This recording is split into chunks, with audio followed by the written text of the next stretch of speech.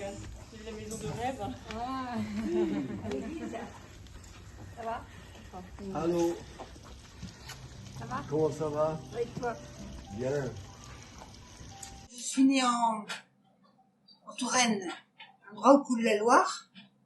Et mon grand plaisir, c'était d'aller chez ma grand-mère, qui habitait la maison au fond du bois. Voilà, donc cette grand-mère, elle était paysanne. Elle avait une chèvre pour le fromage et elle faisait son jardin. J'ai toujours mangé des choses saines avec elle. Et ce qu'il y a de particulier avec elle, c'est que quand j'avais 2 ans, 3 ans, j'ai eu une bronchopneumonie double. C'était une maladie très grave parce qu'il n'y avait pas encore les antibiotiques.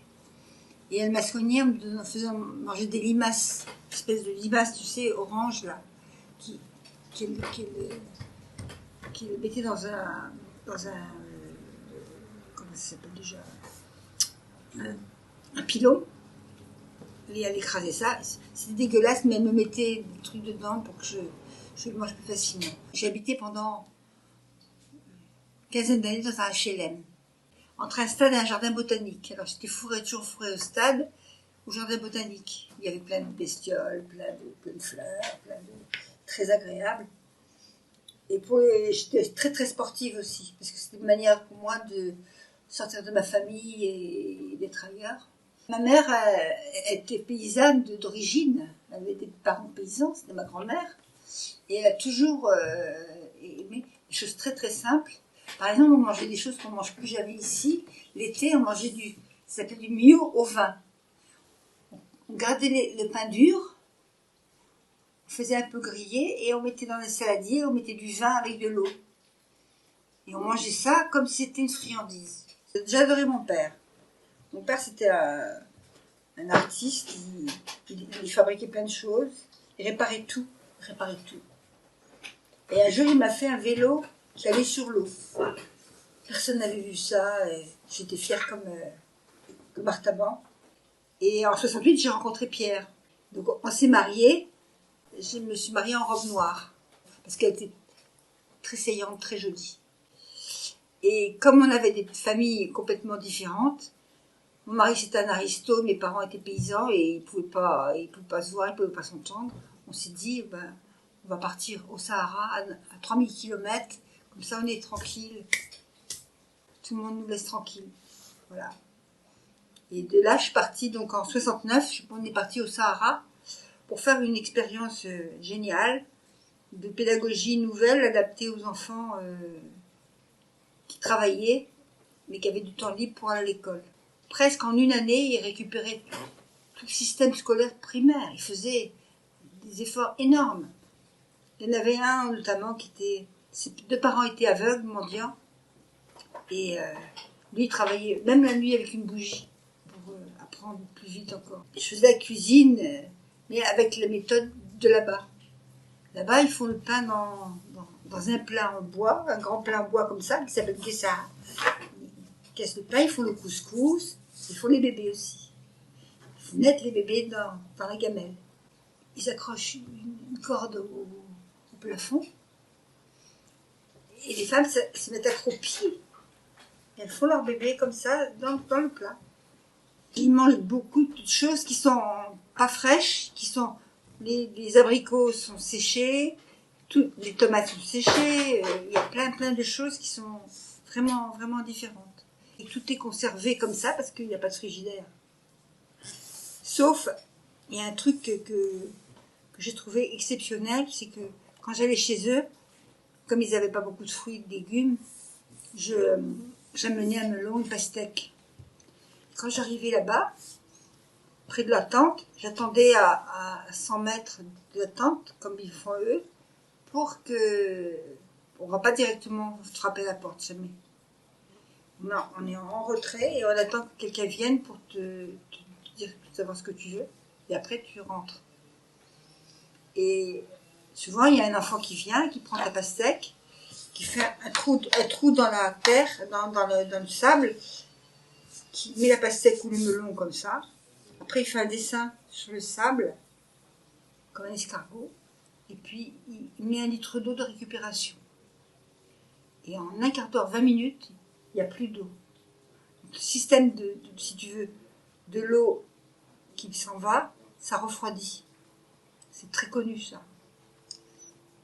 Et donc, au bout de 20 minutes, on sort la pastèque et on fait des tranches et on mange à 50 degrés dehors et la pastèque fraîche.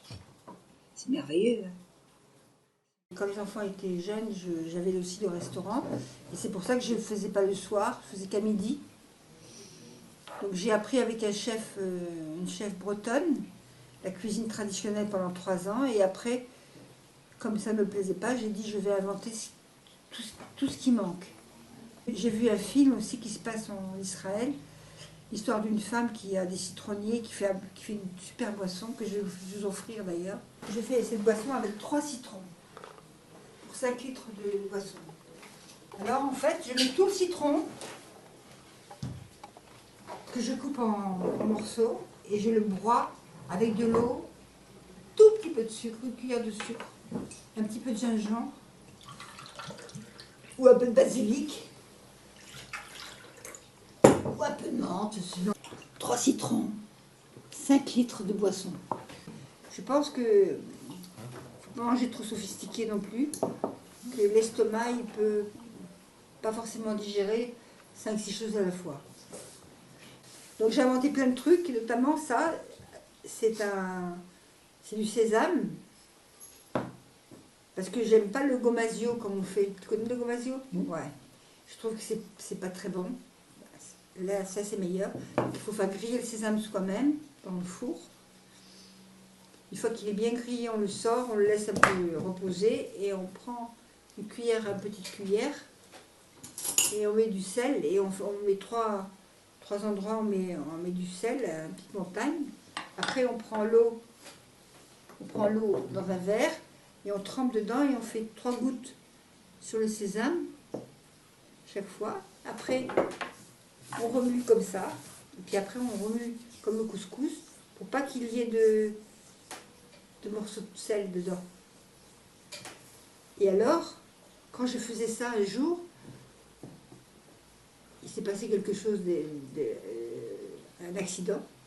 J'ai fait tomber ma carotte mouillée dans le sésame. En fait, elle a collé. Elle a collé dans le sésame. Et après, j'ai sorti ma carotte pleine de sésame. Et j'ai mangé, c'était un délice. Depuis 30 ans, je fais ça.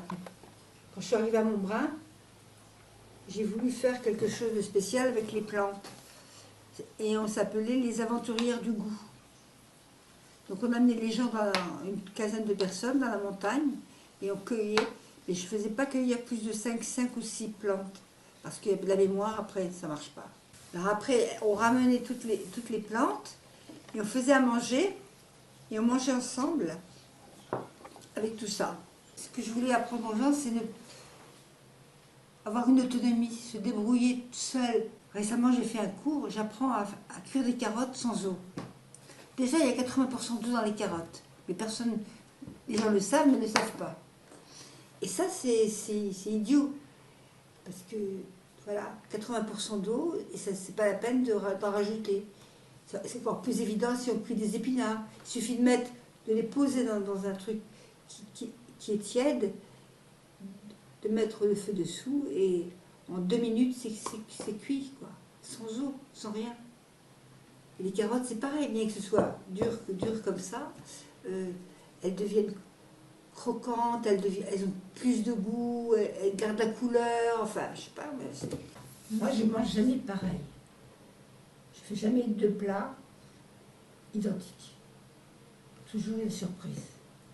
Et la beauté. C'est que je peux faire partout maintenant. Depuis que je suis allée au Sahara, j'ai appris à faire n'importe où dans la colline. Je n'ai pas besoin d'instruments. Je me débrouille pour faire le feu, pour trouver la marmite, pour utiliser des feuilles pour mettre en papillote. Par exemple, il y a la consoude, qui est une grande feuille. Et j'ai découvert, bon, la consoude c'est bon pour la santé, mais aussi on peut l'utiliser pour faire une papillote. Mais ce qu'elle a de spécial, c'est qu'elle est l'ancêtre du velcro. Donc tu la regardes, tu mets ta feuille, tu mets un petit bout de poisson, des légumes et tout ça. Tu la fermes à moitié comme ça, tu fais ça, et c'est fermé. Il y a plein de manières d'imaginer autre chose, autrement. Il ne faut pas avoir des idées fixes, quoi. Par exemple, ça. Ça s'appelle un batidou. Tu le coupes, tu enlèves les graines et tu mets un petit peu de roquefort avec 3 épinards. Tu le refermes, tu le mets au four et voilà. Les couleurs aussi, j'ai quelque chose avec les couleurs.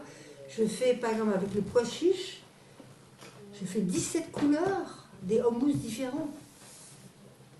Et même j'ai inventé un truc avec le pois chiche, une galette que j'ai faite là tout à l'heure. Quand elle est cuite, elle est un petit peu molle. Donc je la mets dans un récipient. Après je mets un verre dessus comme ça pour faire le fond, pour que ça soit bien plat pour pouvoir le poser. Et j'ai un bol qui se mange. Avec l'épinard, avec l'ortie, je fais le houmous avec un petit goût de pastis. Ou un petit goût d'anis vert. Tu vois, avec la carotte, je fais un petit peu d'orange, un petit peu de sauce de coriandre frais, enfin, selon ce que j'ai. La bourrache, ça fait une petite forme comme ça qui est bleue. Je fais une décoction, c'est-à-dire que je fais bouillir 3 minutes après l'ébullition, je laisse, et après l'eau devient bleue, je me sers du bleu, voilà. Les oignons aussi, les pelures d'oignons, ça fait une couleur. On s'en sert pour, si tu veux, faire des œufs durs et faire une jolie couleur, tu les mets dans l'eau des oignons, de la peau des oignons, et ça fait des couleurs magnifiques. Tu prends l'œuf et tu le tournes comme ça, et tu le casses, et quand tu enlèves la peau, ça fait marbré. Moi j'ai fait même des confitures d'olives, j'ai inventé ce truc-là. Parce qu'on les mange souvent salés, mais moi j'aime bien le fait que ce soit sucré, c'est intéressant aussi. J'aime bien laisser le goût des choses comme elles sont, quoi. J'ai fait plein de trucs qui étaient vraiment extraordinaires. C'était à la fois de la musique, de la nourriture, de tout un ensemble de choses que moi j'aime mettre ensemble, parce que je pense qu'il faut qu'il y ait une mémoire, pas seulement de la nourriture, mais de l'ambiance, de la musique, des couleurs et tout ça. Je pense que c'est fondamental. Moi je pense que la transmission, elle doit se sentir, elle doit se faire, elle doit prendre le temps, il faut recommencer, il faut faire des erreurs pour arriver à quelque chose qui fasse plaisir.